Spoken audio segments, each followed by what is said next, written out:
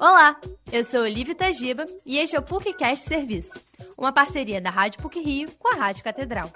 O programa de hoje vai falar sobre a nova era geológica, Antropoceno. As mudanças climáticas trazidas pela espécie humana mostram cada vez mais impactos na sociedade. O alcance dessas transformações pode ser medido em diferentes ambientes, com alterações cada vez mais permanentes. Ondas de calor e epidemias de doenças são cada vez mais parte do cotidiano e se tornarão ainda mais presentes. As transformações globais não marcaram apenas a experiência humana. Evidências apontam que o impacto alterou a composição do planeta ao ponto de muitos geólogos considerarem que entramos em uma nova época, nomeada de Antropoceno. O termo foi popularizado pelo vencedor do Prêmio Nobel de Química, Paul Crutzen, no começo da década de 2000, quando começaram as discussões sobre a influência do humano no planeta. A época é classificada pelo impacto no ambiente relacionado ao aumento de gases de efeito estufa e é a primeira revolução industrial. O termo ainda é bastante debatido entre geólogos, pois não são todos que concordam. Entretanto, há evidências para a classificação geológica. A professora de estratigrafia da Universidade Federal Rural do Rio de Janeiro, Soraya Carelli, comenta os principais candidatos que justificam essa época. Então, os candidatos: a Revolução Industrial, a época que a gente começa a emitir muito carbono. Um outro candidato: poluição, no momento que a gente começa a utilizar plástico indiscriminadamente. Um outro candidato: a partir do momento que começam a ser feitas as explosões nucleares no Novo México, porque essa coisa tem que ser global.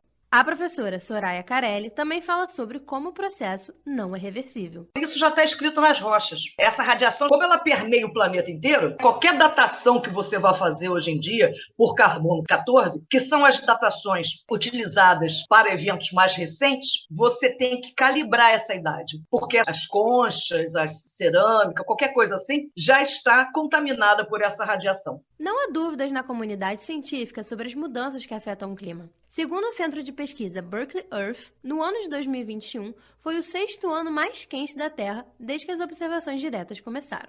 O aceleramento do aquecimento global é causado pelas emissões de gás carbônico e metano, associadas às demandas econômicas da população.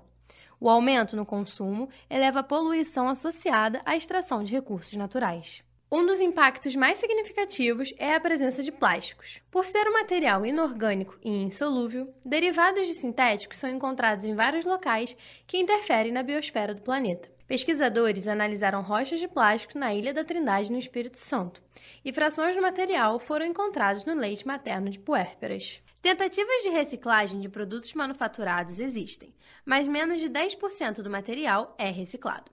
De acordo com o diretor do Departamento de Química da PUC-Rio, Renato Carreira, mesmo quando o plástico é decomposto, microplásticos ainda são encontrados na natureza. Você tem a captação de água em bacias que são afetadas pelo homem, com lixo e com esgoto também. A gente acha que microplástico vai só no degradação do plástico grande, mas a gente lava roupa em casa, roupa sintética, a gente está soltando um monte de fibras, um monte de materiais que são classificados como microplásticos, são polímeros de tamanho pequeno. E isso passa pelas estações de tratamento de água e a gente pode estar distribuindo, em larga escala, a água com microplástico.